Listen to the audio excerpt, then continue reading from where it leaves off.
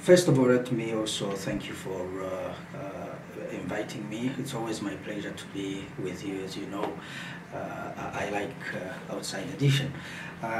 Yes, the issue of justice and genocide suspects, especially the role of the West in helping Rwanda or in putting into act or into action their responsibilities of arresting suspects, is a very complicated one.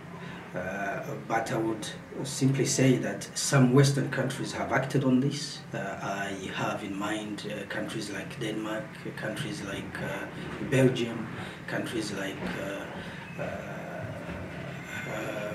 Norway, Sweden, America, the United States. They all have arrested the suspects.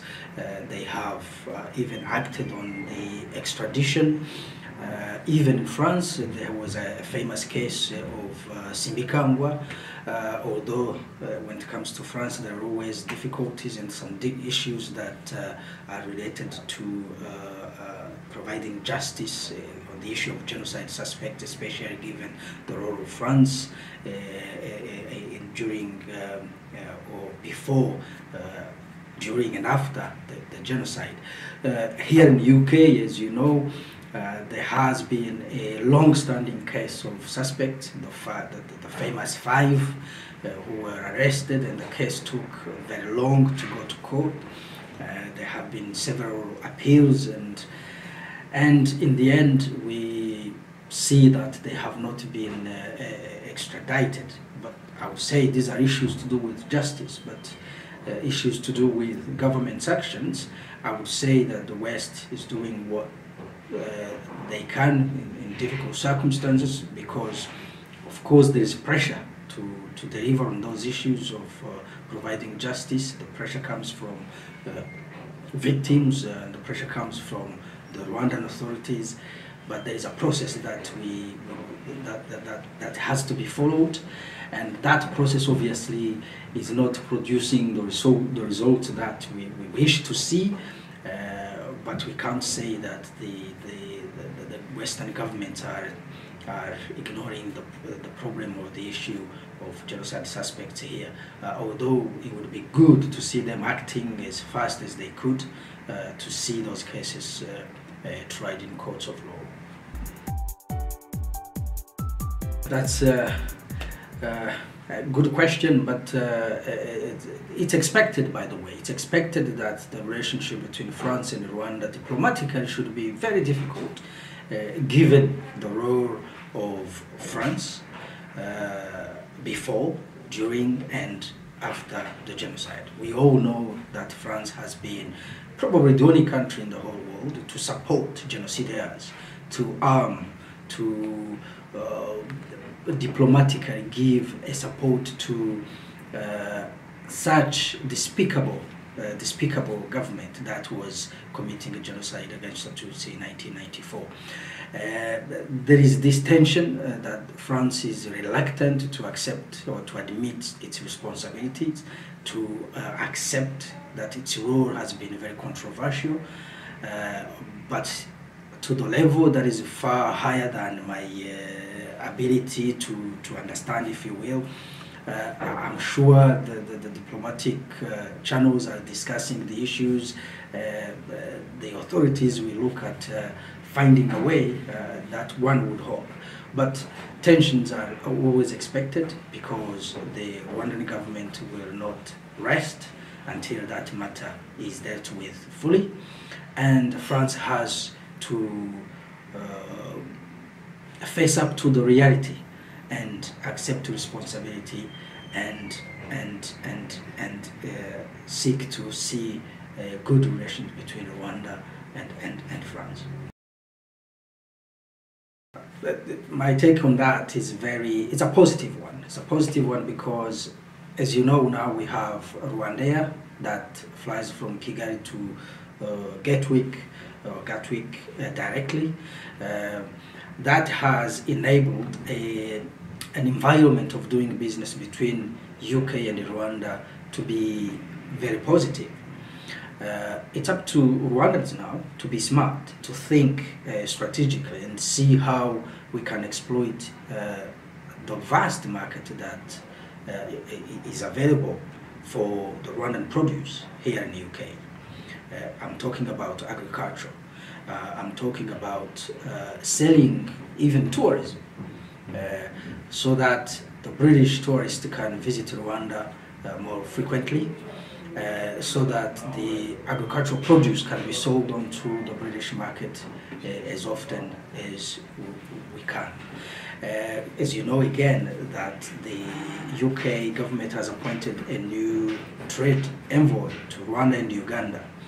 And this new trade envoy also has announced recently that the UK export finance to Rwanda has been doubled from £50 million to £100 million.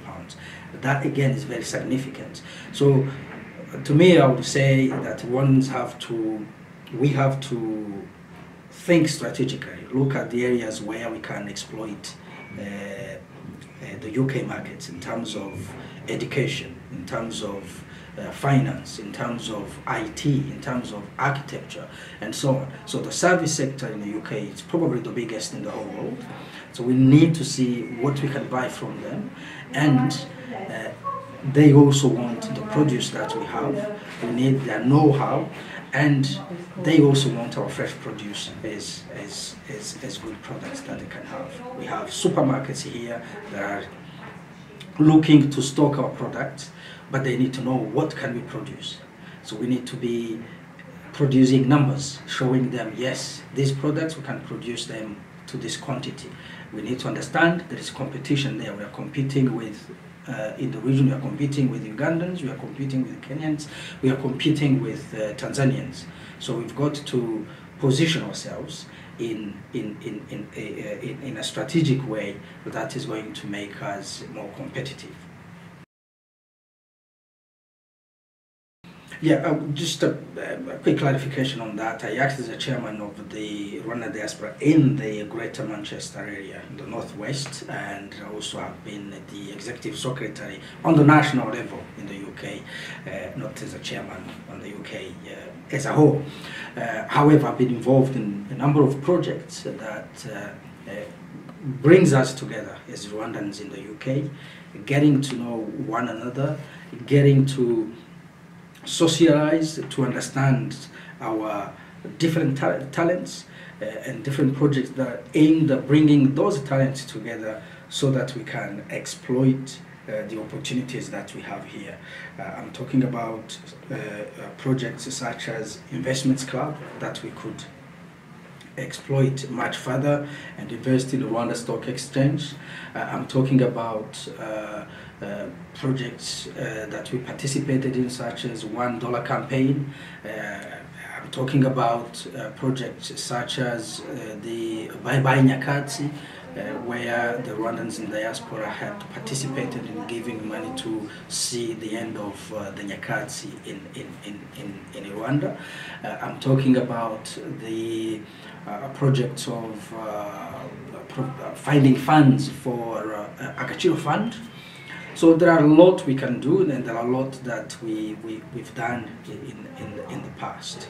So that's mainly what has been my role as the leader in the community.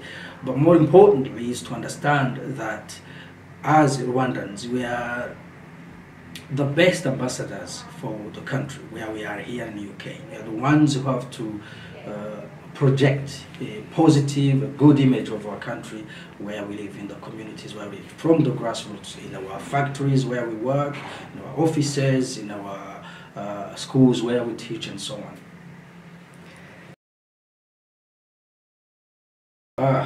A very good question, especially it coincides with the fact that this week we've been celebrating the 30 years of RPF. When I say RPF, of course, I mean the country, because the journey we have traveled, we've done so is a result of what RPF has achieved. The journey to liberate Rwanda was started by RPF, and we know that from 1994, the country was, one would say it was as if it was non-existent. Rwanda was written off, it was classed as a failed state. But Rwandans and RPF, they refused to that notion that Rwanda can be a failed state. What we've done is to rebuild through visionary leadership under President Paul Kagame. Sometimes people don't understand that I'm not gonna call it. See, when we say visionary leadership, it's becoming some kind of like a slogan. It's no more, it's like a slogan now, but it's something that's profound, that is deep, because it brings in good governance. For instance, the zero tolerance on corruption, for instance, it's so paramount. The issue of reconciliation that has been achieved following the genocide committed against the Tutsis in 1994. All these are important milestones that we have traveled.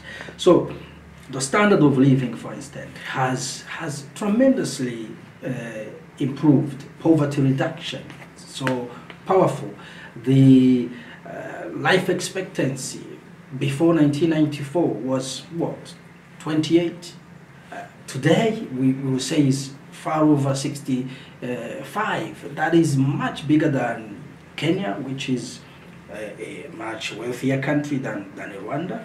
So the journey has been amazing. It's been tremendous, and there is confidence with the leadership that we have now that the sustainability can also be achieved. So there is ground to be positive about Rwanda, and all we need to do is build on that strong foundation that's been built and project our future in a more confident way.